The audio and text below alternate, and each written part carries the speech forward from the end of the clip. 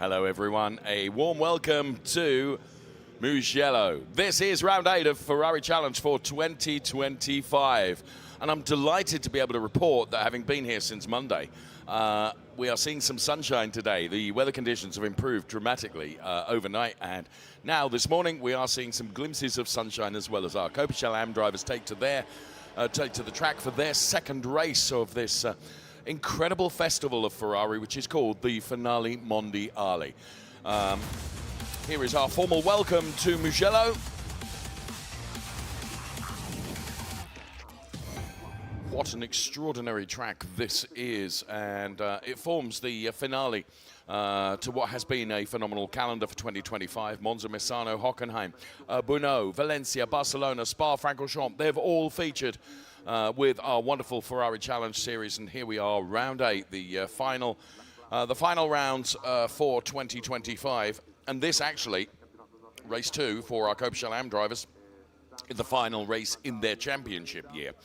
They still have a Finali Mondiali race, which is what I call the Gold Roof race, the world final race. That will come on Sunday. But in terms of the 2025 championship, it will be concluded today, although the championship has indeed been won. I'll tell you more about that in just a mo. 12 degrees, track temperature, air temperature 14 degrees. And as you can see, still some cloud around, but there is no rain predicted at all. Just sunshine and all drivers taking to the track for the first time of asking, I think, since they've been here this week with slick tyres. So we look at a brilliant mix of cars and drivers that have joined the Finali Mondiali round, including the driver of the 114 car, which is Masaru Yoneda, who had a fantastic time of it yesterday from Cornet Osaka. His qualifying 2:14 puts him P3 on the grid, so second row start for him, and he will be alongside Henrik Kamstrup in the electric blue car that you can see. The two championship contenders were, or the two championship contenders as were, I should say, going from P1 and P2. It's Sven Schirmer that sealed the championship yesterday ahead of Jan Sandman. This man that we look at now, the driver of the 186 car, he certainly chased Jan all the way to the championship.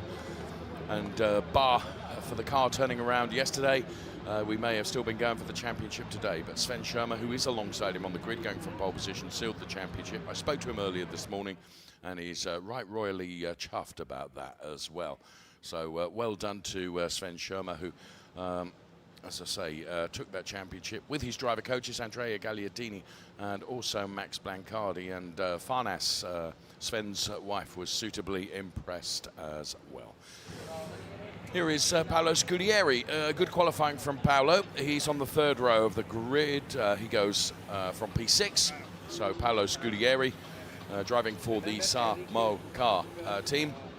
And Paolo, who has had a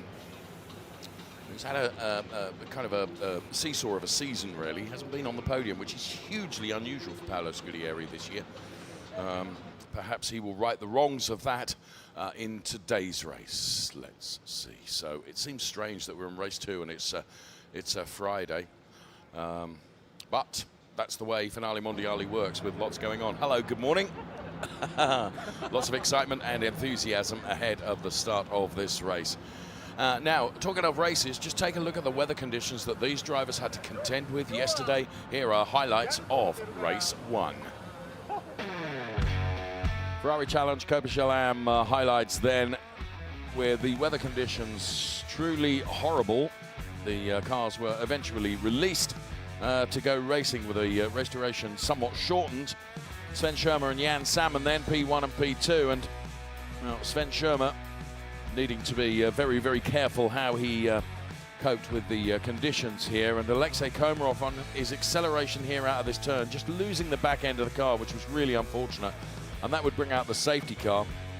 That meant everyone was bunched up together once again, but there would still be some other drama during the course of the rain-soaked race. And Alvaro Ramos, another driver that would find himself in strife a little bit later on in the race. Now, Jan Sandman, he was another driver. Now, he was chasing Sven Schirmer for the championship, and look at this. You can see just how much water was being held in the grass there, and that, unfortunately, was the end of Jan Sandman's championship aspirations, his pirouette, meaning that he was never going to be able to catch Sven Schirmer. However, somebody that was going to set about catching him as he made his way past Paolo Scudieri was Andrea Levy. He was on something of a mission here. Now, Alvaro Ramos being around meant that Andrea Levy got closer to Sven Schirmer. And when it all mattered going into turn number 1, he was prepared to put his nose on the inside line and go through and pick up that P1 position. So great driving there from Andrea Levy, that's for sure. Sven Schirmer was going to try and come back, but discretion the better part of valor, because he had a championship to consider, and that of course was uppermost in his mind.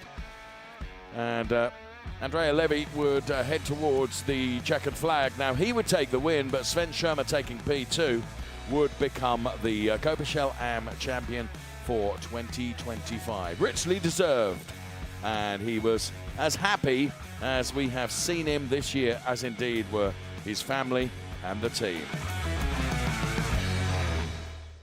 We saw him being congratulated by Farnas and also the team as well. So you can see the weather conditions that I was talking about just yesterday, which are completely different to today. And here is the championship-winning car and driver combination, the 175 car of Sven Schirmer. There he is, and Sven Schirmer, I have to say, as a driver, and I've said this about him on a number of occasions during the course of the season, always looks fairly grumpy, but it's because he is just focused and concentrating. And I would have thought now that the pressure will be off him because he's won the championship, and he has done it. I'm delighted to welcome alongside me this morning FIA Le Mans 24-hour race winner with the Ferrari 499P hypercar, and none of these drivers have had much running in the dry here in Mugello over the course of the week that we've been here.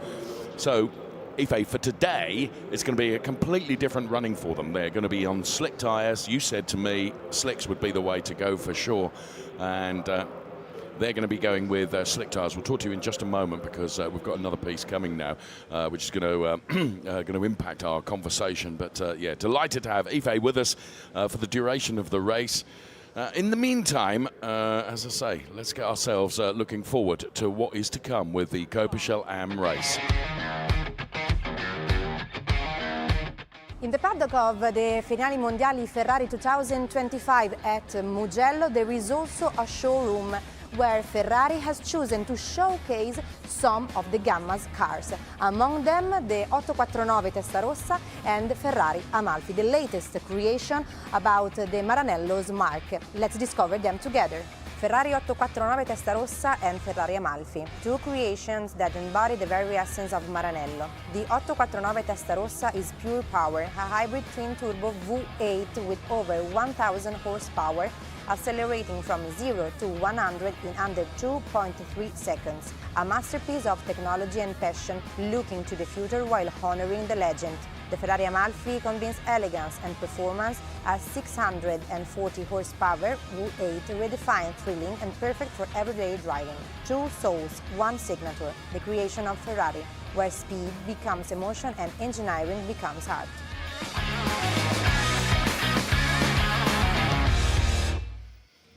So there we have it, cars down there on the grid, ready to go. Ife, you and I were speaking off the air as we take a look at this track here of Mugello. It's quite an undulating circuit with lots of elevation changes. You said to me, absolutely, slick tyres the way to go. Buongiorno, good morning everyone, it's great to be here. Yeah, as I told Dave, you know, as a professional driver, for sure I would have chosen slick tires for the race, because the race is 30 minutes plus one lap. Yes. Maybe at this moment the track's like damp and dry, but you know, in 20 minutes it's gonna be for sure full dry. So if you want to avoid the tire change, you have to keep driving on the slicks, which will be difficult in the beginning, and I think the first few laps will be very interesting to watch for us. We are thrilled that you are with us here, Le Mans winner this year, and he of course will be giving us his considered opinion on how the race progresses during the course of the 30 minutes plus one lap. We'll bring in the grid in full in just a few moments' time, but thrilled that Ife is with us here. First met this young man unbelievably with esports racing. Look at him now, what a star he is. Alvaro Ramos going from P22, Pino Frascaro goes from P21. It's Louis Periscua going from P20 with Yasuhito alongside. Maurizio Pittori and Alex Fox there, P18 and P17, completing row 9. It's a warm welcome to Hassan Debussy. He goes from P16, and alongside him for P15 is Boris Gideon. Then it's Dr. Stephen Earle and Charles Chan, then Guy Favre and Andreas Koenig, P12 and P11 for those two drivers. And Fritz Muller and Shintaro Akatsu on this starting grid by Faye. They go on the 5th row of the grid, and they are behind Alexei Komarov and Narikatsu Shibata. Paolo Scudieri and Andrea Levy. Andrea Levy, incidentally, yesterday's race winner, going from P5. Then it's Henrik Kamstrup, Masaru Yoneda, but for a spin, looked really, really good yesterday. And then Jan Sandman and our new Coppa Shell champion in the AM category, Sven Schirmer, going from P1. And let's hear from him now, just after his qualifying session. P1, that's perfect. The weekend can't start better. I love it. In the rain, never been here. Very good. I hope the weekend continues like this. Ciao, ciao. Well, today he may have qualified in the rain, which wasn't today. That was much earlier on in the week, but today he has slick weather tyres. Were on board the Richard Mills safety car then, as the cars then are on their formation lap. 30 minutes plus 1 lap, the race duration. Sven Schirmer, Jan Salmon on the front row of the grid. As always, it is a rolling start in the Ferrari Challenge, and here is the Penske Sportwagen Hamburg driver, who is our Coppa Shell AM champion, Sven Schirmer. You can hear him there really accelerating and then braking, and I suspect that the reason for this is to try and generate some temperature by braking, the heat dissipating through the rims onto the tyres. Or am I talking utter nonsense, Ife? I can confirm that you are saying the right things, not just because you're a nice person. As we can see, the track is kind of between wet and dry, so actually traditionally we would also wave between left and right to generate tire temperature, but because one side of the track is wet, you cannot really do that because you risk losing the car. So what you could do is try to accelerate and brake by generating, brake temp into the discs. It can actually also put pressure and energy in the tires, which will be very important to get the tires up to temp to have good grip in the first few laps when the track is still kind of damp. Just while we have an opportunity, as the cars are lining up side by side in grid formation, heading towards the start finish, I mentioned just a few moments ago, first met you you were doing some sim racing. Look at you now. You are a Ferrari factory driver. You are a Le Mans 24-hour winner in that wonderful hypercar. Your career is stunning. Congratulations, friend. Thank you very much. Right. There the cars then do line up side by side in grid formation.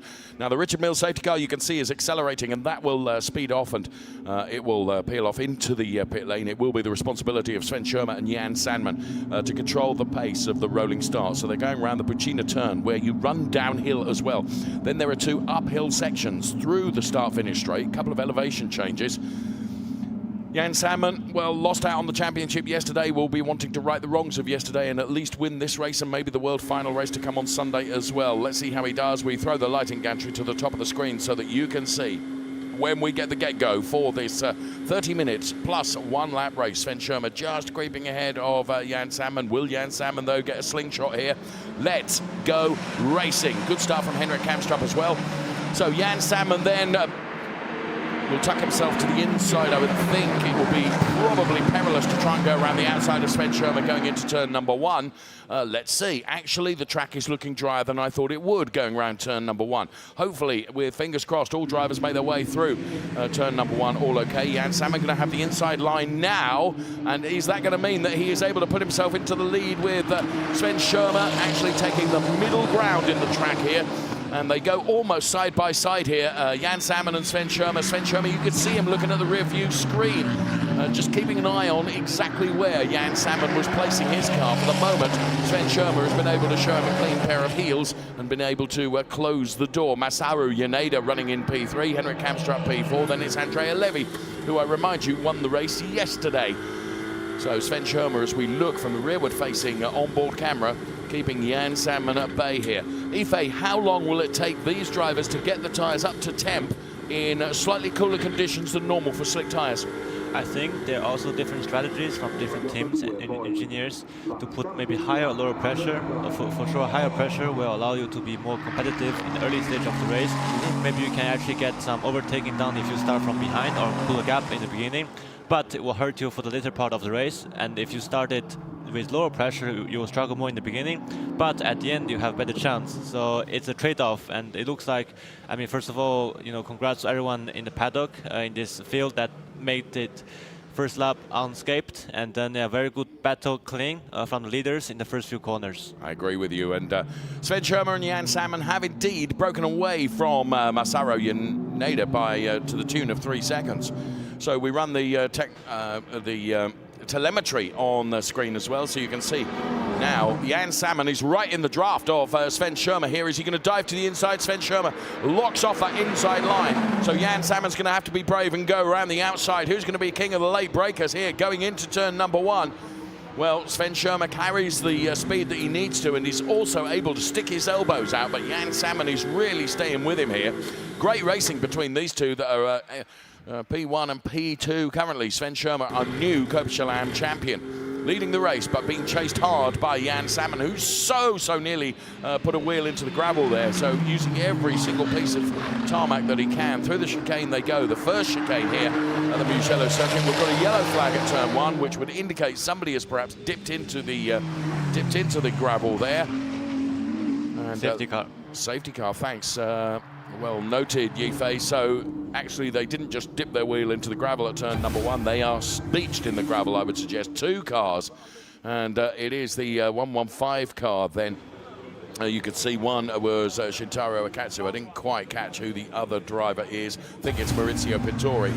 And this is what happened here. Ooh! Once you are on that wet grass, you are nothing other than a passenger, and that is it's really difficult, because, as I say, once you're on that grass, you can brake for all you want, but you're never going to be able to stop the car, are you? Also, the grass, it's wet, so it makes it even harder to have any kind of grip. And they were entering the first corner, like 4 wide. So actually, I think they all slowed down the car extra, which caught the car behind off guard, and that's why he kind of misjudged and then went on the grass. And of course, the grass is still wet, then he had no grip, and he had no choice but to hit the other car, which is unfortunate. So yeah, as you say, you could, because you kind of look at when someone is braking, don't you? And you use that as a reference. And if someone changes their braking point, that can offset you and offset your balance. Right, this is a replay of the start then. And as Yifei said, all drivers, credit to them. It's something of a funnel going into turn number 1 in very difficult conditions, but all drivers doing really well. You can see Hassan Debussy in the middle of the mix there, and all going around at turn 1, and not one of them finding the gravel trap. What's impressive is our lead 2 pair, so Sven Schirmer and Jan Salmon. They managed to break away from the rest of the field by 4 seconds on the opening lap of the race, despite fighting with each other. So it really goes to show how much stronger they are and how good they are.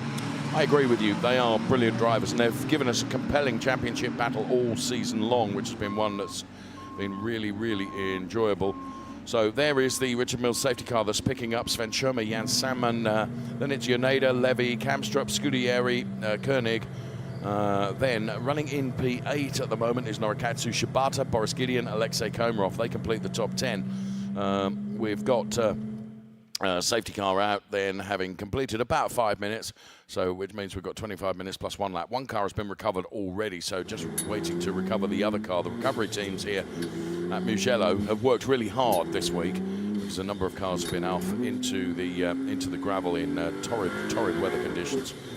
So they've got their recovery really seamless. They've been working very hard. He looks really cool with his beard, I have to say. He's Father Christmas-like, I always think, but I daren't say that.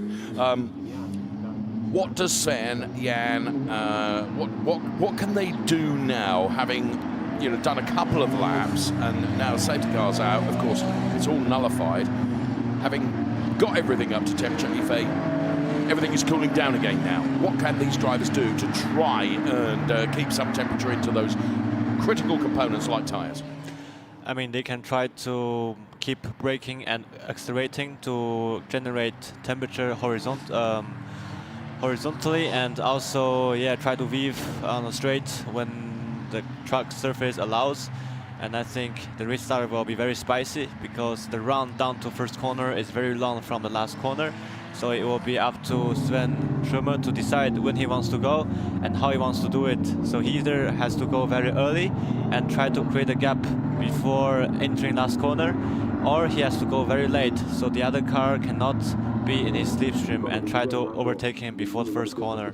As a racing driver, it's a bit of a skill, isn't it? Where you try and anticipate when the driver, if you're going from P2, you try and anticipate on a safety car restart when the driver ahead of you is actually going to give it 100% on the accelerator. And that sense of anticipation and being able to try and guess when that's going to happen, that must be a real art.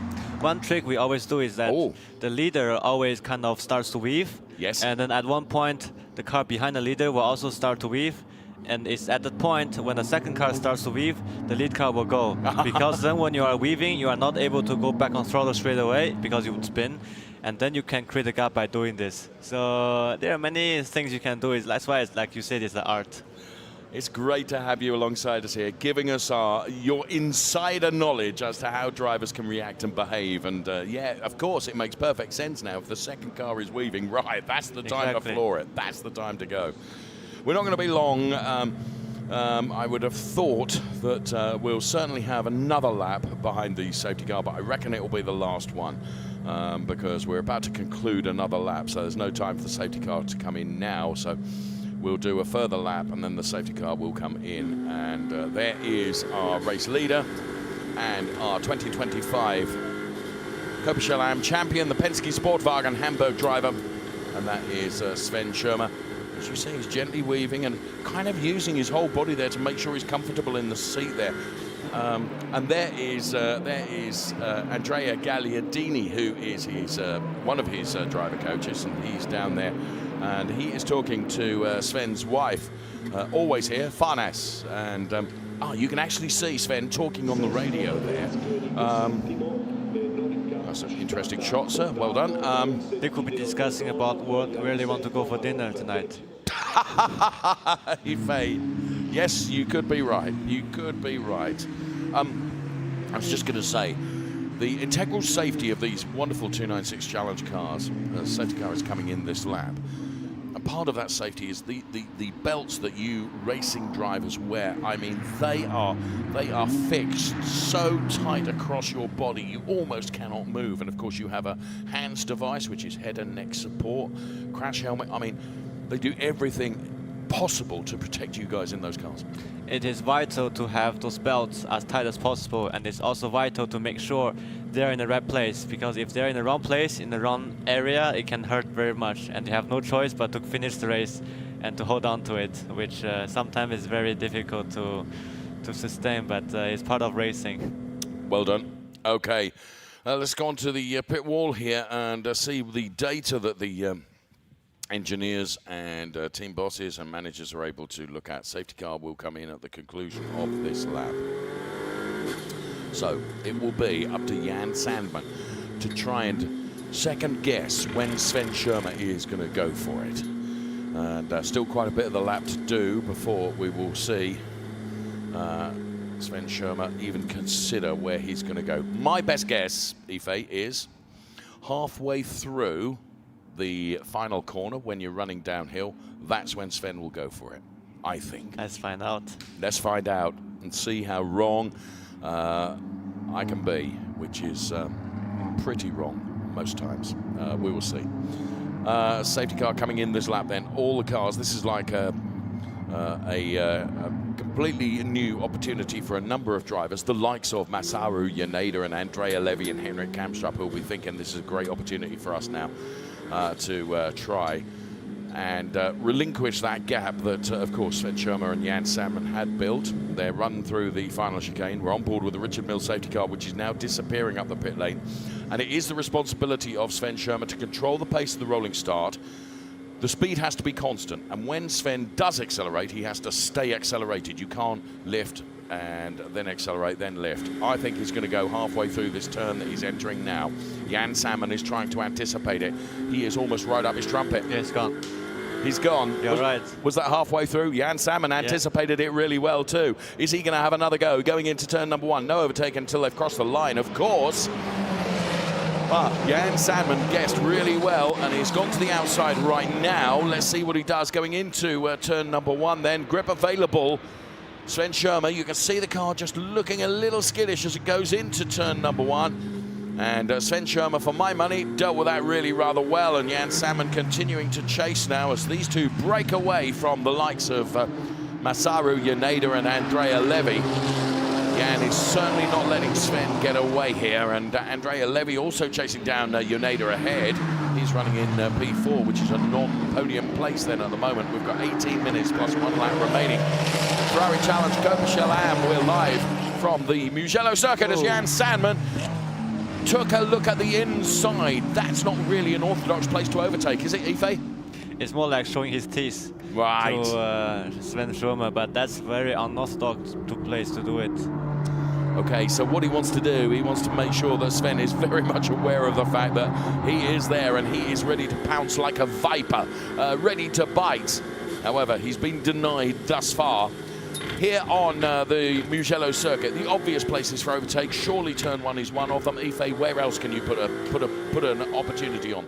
On the situation where the track is damp, it's easy to make a mistake, and then it opens up more opportunities to overtake. So I guess the race will be very spicy for the remainder of the race.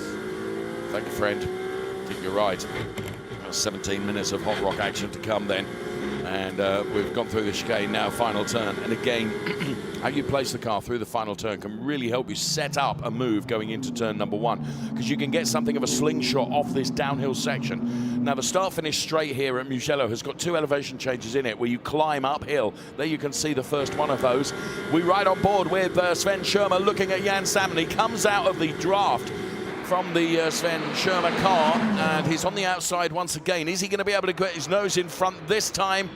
Well, side by side they go, and this time around, Jan Salmon really has pushed very, very hard, and this could be the deal, as that was a textbook overtake, surely. Jan Salmon set that up, in my opinion, going through the final turn, Ife, and he executed it perfectly. He had clearly a better exit compared to Sven Schirmer, and then he was staying in the slipstream until the very last moment of the straight and managed to overtake from the outside, which is very difficult, and he managed to do it in a very clean way, which is very well done. Great job done by Jan Salmon. Yellow flag at turn number 1. Now we've got another safety car. There is an expression in motor racing that safety cars have a habit of breeding further safety cars, Ife, because all drivers bunched up together again. And this is the reason we have a safety car. It's Paolo Scudieri, I think.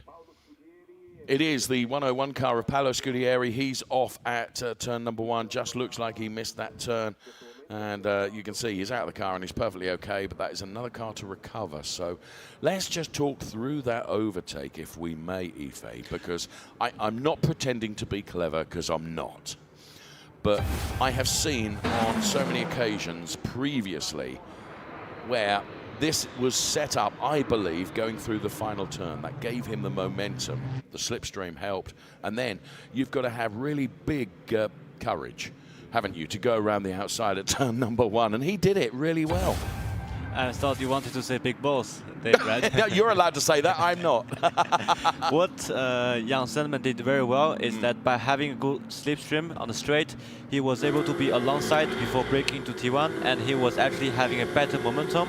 So he was able to actually push Sven Schirmer to the inside of the track when it's wet, where it's wet. So then Sven Schirmer had to actually brake earlier in order to not overshoot the corner, which gave Jan Salmon the opportunity to go around the outside. And of course, Sven Schirmer was very fair. He didn't brake too late and round him wide, so that was very fair. But now let's see, maybe with the safety car restart, it's up to Sven Schirmer to actually get the revenge back at Jan Salmon. Let's see. That could very well happen. So the Paolo Scudieri car is and has been recovered. We might even go back to racing at the conclusion of this lap. Let's see whether race control think that we can go back racing at the end of this lap, or whether the safety car is not far enough around the track or is too far around the track for it to be called in. We will see. So there is an opportunity for Sven Schirmer to get back at Jan Salmon. Just something I want to say here, Ife, is that both Sven Schirmer and Jan Salmon have got 2 track limits. You're right, there's also this part of element in play, so if they are too aggressive at each other, yes, they may compromise their own race, and then they get a penalty, and then will be the third driver and beyond benefiting from it. So they have to be also clever not to risk too much. But I have to say that both Jan Sandman and Sven Schirmer, they're on a different planet compared to the rest of the field at this moment when the track is damp. And yeah, they just have to keep their calmness and not to be too aggressive with the track limit, because it can hurt you very hard. Yes, it could. So the rule is, with track limits, you can get away with 3 track limits excursions. When it comes to the 4th one, you're going to get a 5-second time penalty. So, yeah, they're on the cusp. They need to be a bit careful. It has to be said, they're not the only drivers that are in track limit warning territory. Andrea Levy, Henrik Kamstrup, and Boris Gideon also in there as well. There is Charlie Hollings. He is the driver coach to Jan Sandman. Charlie, a very successful driver and a very calm, cool individual, and has guided Jan Sandman really, really well. Sven Schirmer has 2 driver coaches. He has Max Blancardi and Andrea Gagliardini. Right, here is...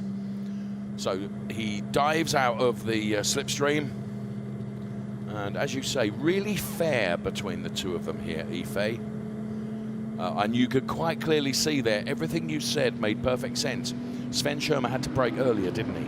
Because he was on the damp part of the track. You could see on the TV, the inside of the track is darker where it's wet, so then it actually obliges him to brake earlier in order to not create an accident.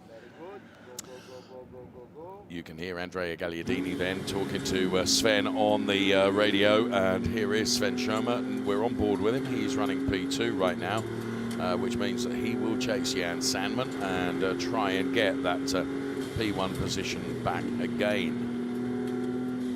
Very, very impressive cars, these 296 Challenge cars. We are, well, at 11 minutes and a lap of racing time left. There makes no difference, and I would have thought the safety car will come in at the conclusion of this lap, so we will go back to racing, and it becomes a shorter, obviously a shorter race impact and distance for the drivers, and they will want to use every opportunity that they can to move themselves up the order. The current order is Jan Sandman from Sven Schirmer and Masaru Yoneda. Then Andrea Levy, Henrik Kamstrup, Boris Gideon, Guy Favre, Hassan Tabusi, Alexei Komarov and Stephen Earle. They round out the top 10 with the safety car coming in at the conclusion of this lap, Ife. What's your guess? Where will Jan Sandman go?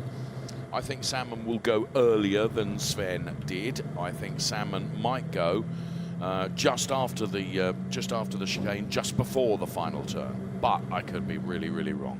I could be really wrong. I've got it right once. You can't expect me to get it right twice. Only one way to find out. You're right. You're right. So let's see. What's your prediction? Where do you think Jan will go? What would be his best opportunity? If I were him, I would slow down a lot and try to, anticipate to go early.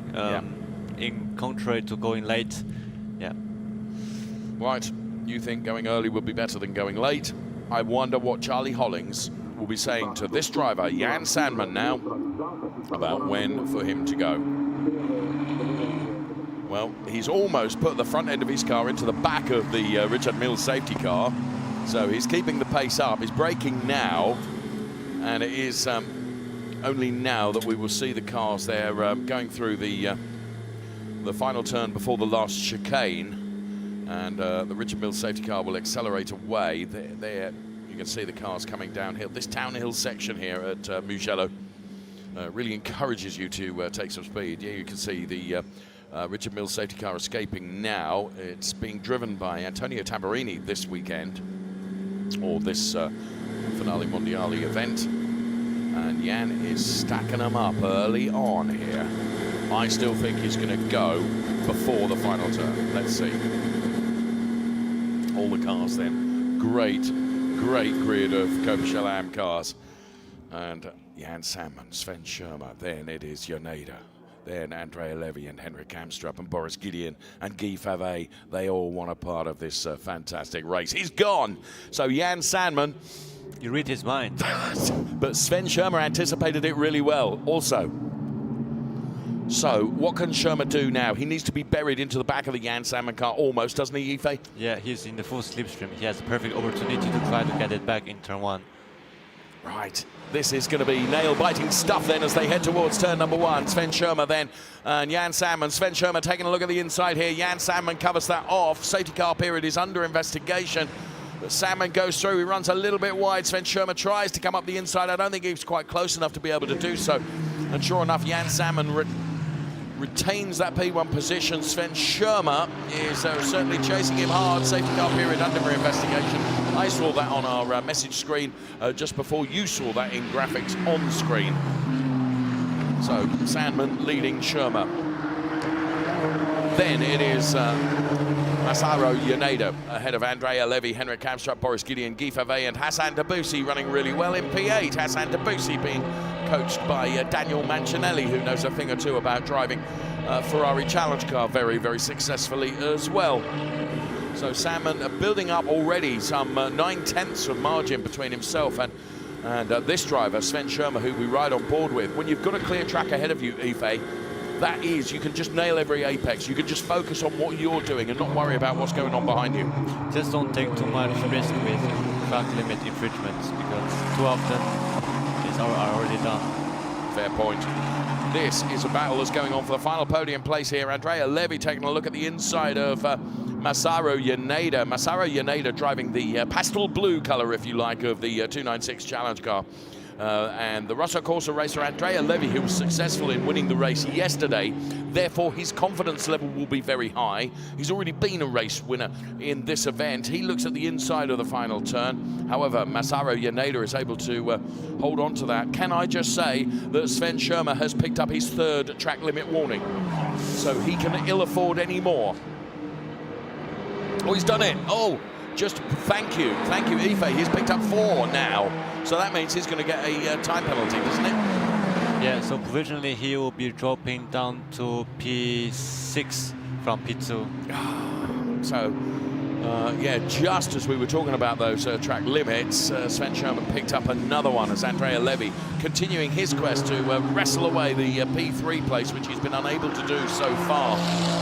So, car 175 is going to get a time penalty of 5 seconds for track limits. That is our driver that is P2 at the moment, our new Coppa champion, Sven Schirmer.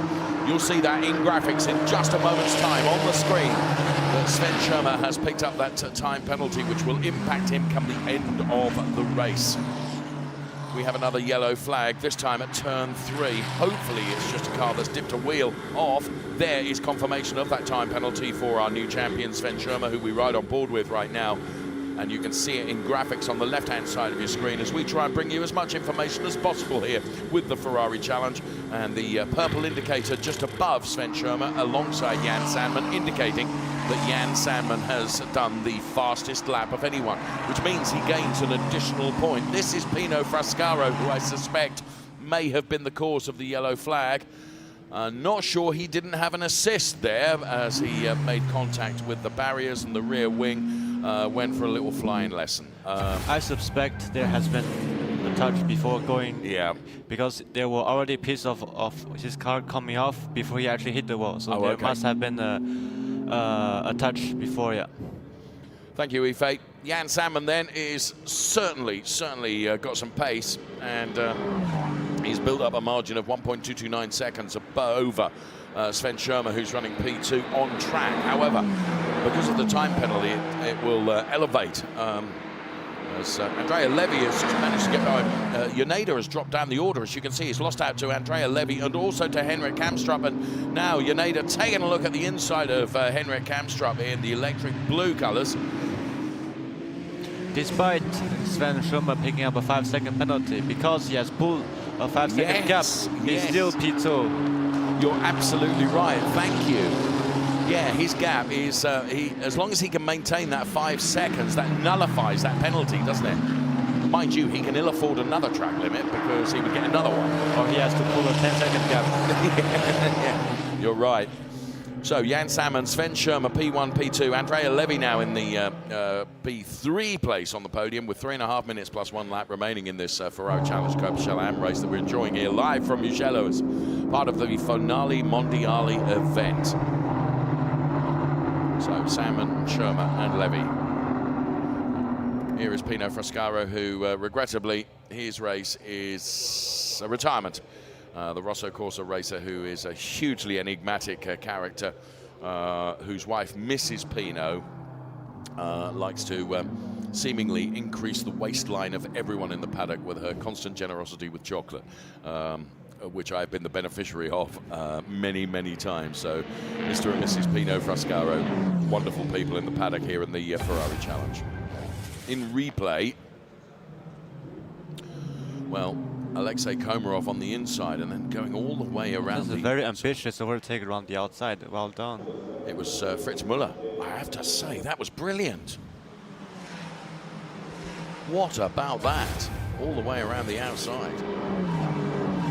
Really enjoyable to watch. Right, let's get back to it then. As you can see Yaneda, and right behind Yaneda is Guy Favre. Ahead of them both is Boris Gideon. Here comes Guy Favre now. He had a fantastic race in Spa-Francorchamps, which is his local circuit, just proving that circuit knowledge can be king, and he was utterly awesome in Spa-Francorchamps. Now, the incident involving cars number 100 and 140. Now, Pino Frascaro was the 140 car. The number 100 car was Dr. Stephen Earle. That has been noted by race control. So it was those two cars that had coming together that has seen Pino Frascaro regrettably have to conclude his race in the pit lane.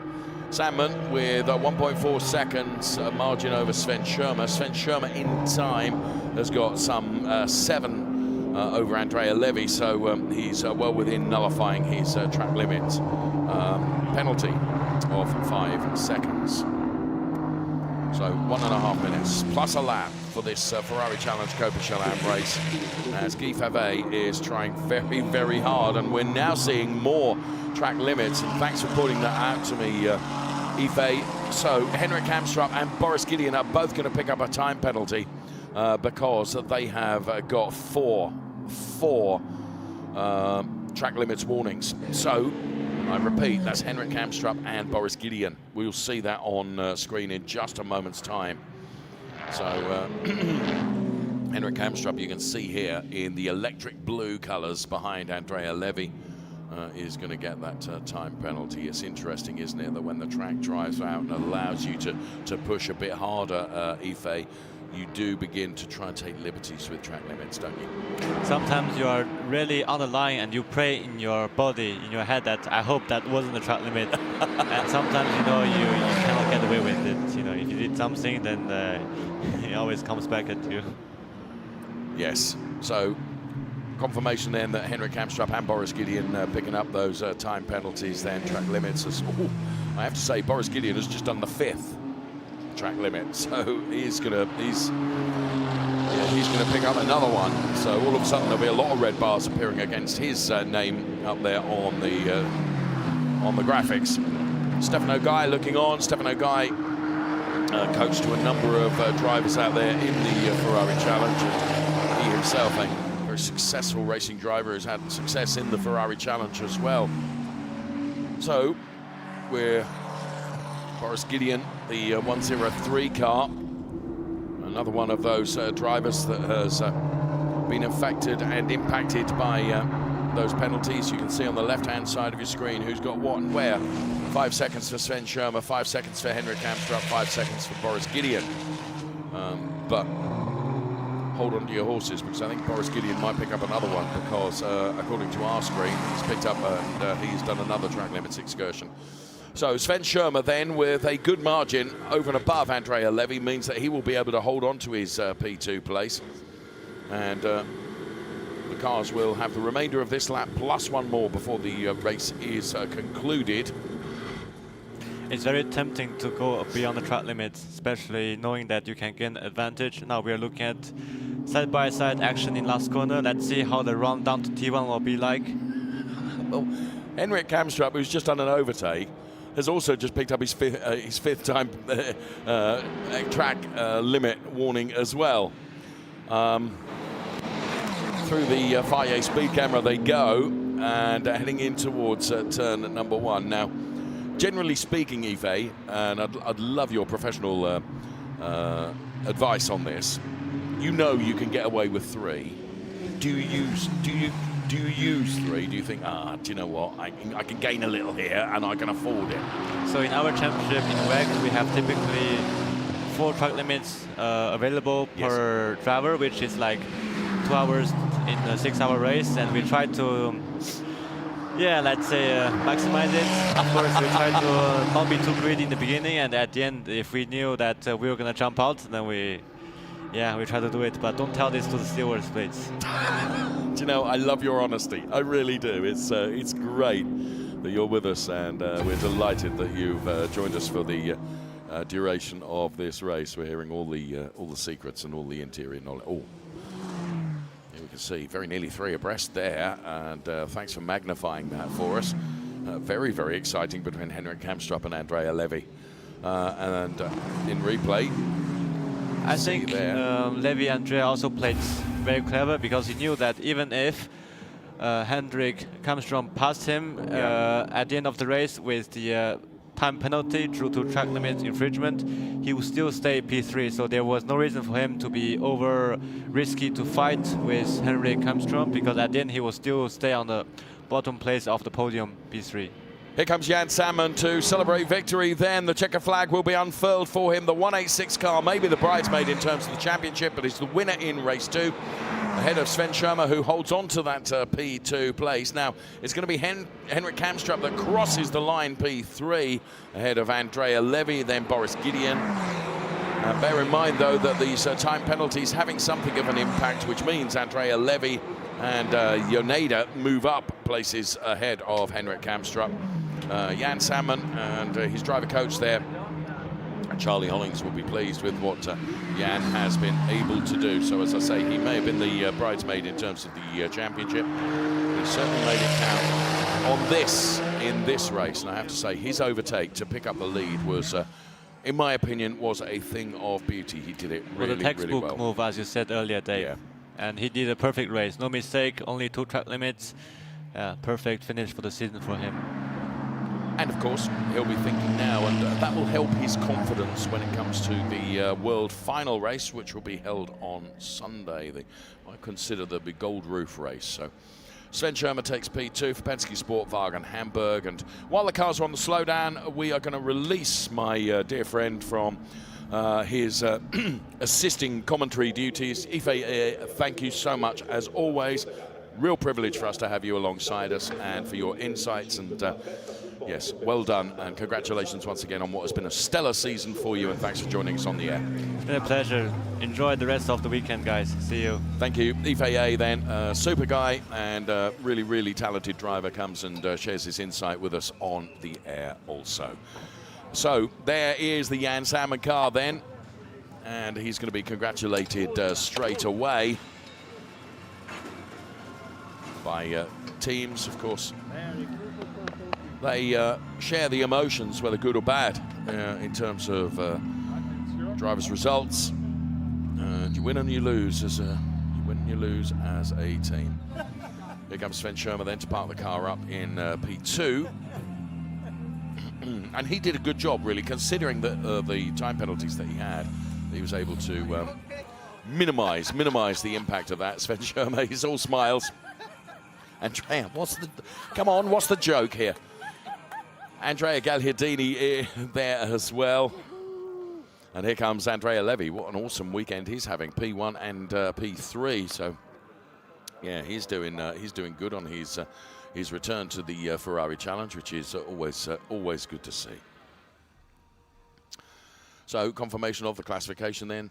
Jan Salmon taking the win from Sven Schirmer, Andrea Levy, Masaru Yaneda, then Henrik Kamstrup, Boris Gideon, Guy Favre and Hassan Debussy. They round out the top 8 ahead of Fritz Muller.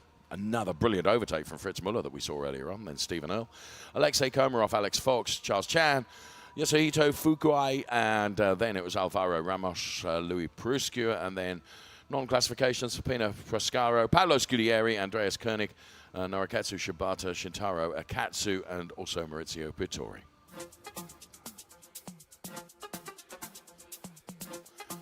So, the Kessel Racing driver Jan Sandman, he takes a race win, and deservedly so, with an awesome overtake on our new champion, Sven Schirmer. And he, of course, will be thinking very much about the world final races, and hopefully he will be interviewed right now by Ludovica as we hear from our race winner, Jan Salmon.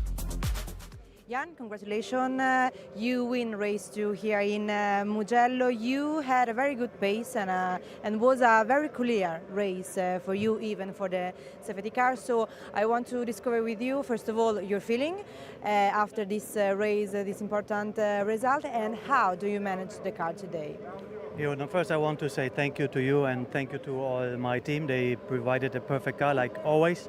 I'm very happy today, more happy than yesterday. Yesterday did not work out as we wanted, and I'm much more happy today. And I like the track, I like the conditions, and everything was perfect. Thank you so much. Thank you, congratulations. Thank you. Well done, Jan. Great victory. Here come the highlights of race 2 for Ferrari Challenge Coppa Shell then. And Jan Sandman and Sven Schirmer on the front row of the grid. Sven Schirmer, of course, became the champion in race 1. In race 2, was he going to make it 2 out of 2? Well, Jan Salmon was the bridesmaid in terms of the championship. He was going to be determined to try and get the better of Sven Schirmer. Was he going to be able to do it in turn number 1? Well, no, he wasn't. And there were a couple of moves which were really, really unfortunate. Shintaro Akatsu, regrettably, was going to be taken out of the race through no fault of his own, and that, of course, brought out the safety car. And it was that safety car that perhaps provided an opportunity for Jan Salmon to get the better of Sven Schirmer, or did it, as they headed in towards turn number 1 then. So side by side, and Jan Salmon, just with a little bit of extra momentum as he accelerated away, was able to put himself in the lead of the race. And that's where he would stay. Now, because of the drying conditions and the dry conditions that we experienced, track limits would have something of an impact on a number of the drivers. See here that Stephen Earle and Pino Frascara having something of a coming together, which saw Pino Frascara having to retire. Now this, another brilliant overtake, but this was from Fritz Muller on the car of Alexei Komarov. Fritz Muller taken all the way around the outside of the final turn for the Gone Motorsport team. Did a great job there. Plenty of action going on, and turn number 1 was one of those places where lots of the action could be conducted, providing the opportunity, and Alexei Komarov right in the mix here, and Stephen Earle continuing to race hard. But for Jan Salmon, it was going to be a victory in race 2, as he saw the checkered flag come down to confirm the fact that he won in race 2, and it was a great job done by Jan Salmon, taking the win from Sven Schirmer and Andrea Levy. There he was, congratulated by the team. Well done to Jan Salmon, race 2 winner. So we're going to be heading up to the podium next to celebrate our top 3, of course.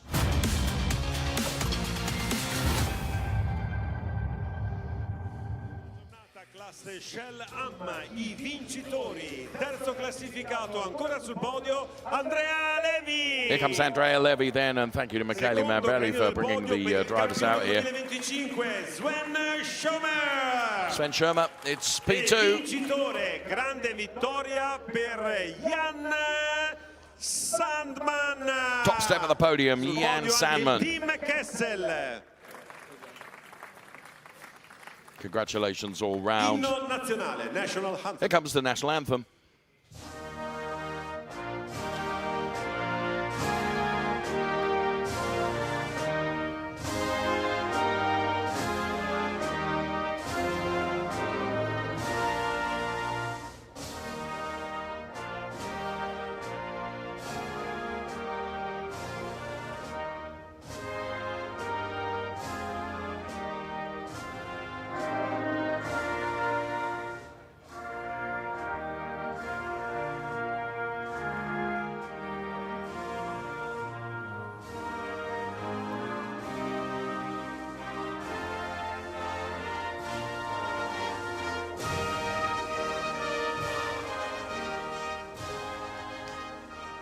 Il nostro grande applauso So as per the questo anthem podio plays dei out, now it's time vincitori for con i the trofei trophies che to be sono presented. There's Andrea from da Rosso James Corsa, Calado, Ferrari Andrea Factory Levy, his driver up there, James P3. Calado per il terzo classificato. Here's James Calado per then to Andrea make the trophy Levy. presentations. Our Ferrari factory driver, James Calado, makes the trophy James Calado presentation for consegna P3 to il Andrea trofeo Levy. a Sven Schomer.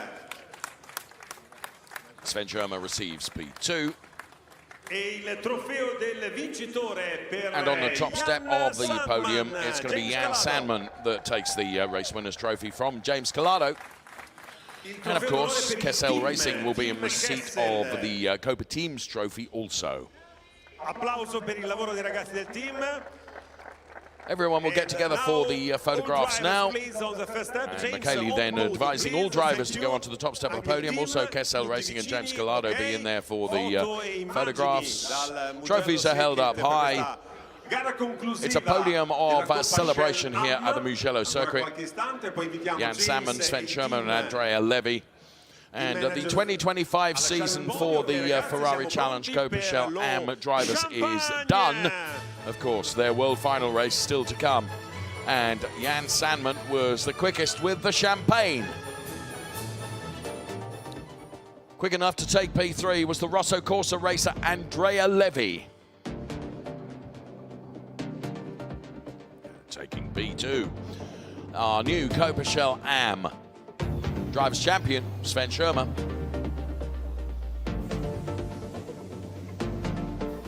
And then taking P1, the Kessel Racing driver, Jan Sandman.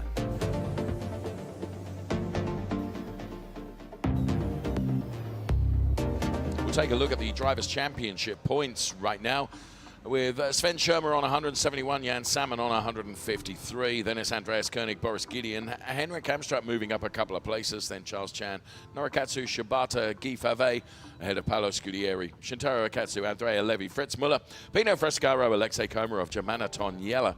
A lot of drivers have competed in Coppa Shell Am during the course of the season, hence so many of them in the Drivers' Championship.